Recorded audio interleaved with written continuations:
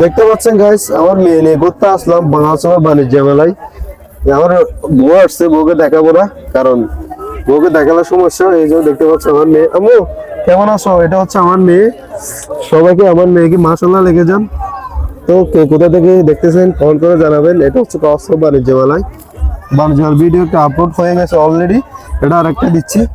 বাংলাদেশ বাণিজ্য মেলায় এখানে ভিডিও করার জায়গা স্পেস পাচ্ছি না। ওদিকে সাউন্ড চলতে, সাউন্ড গুলা দিলে কপিরাইট চলে আসবে। এটা হচ্ছে আমার মেয়ে। আম্মু ভালো আছো?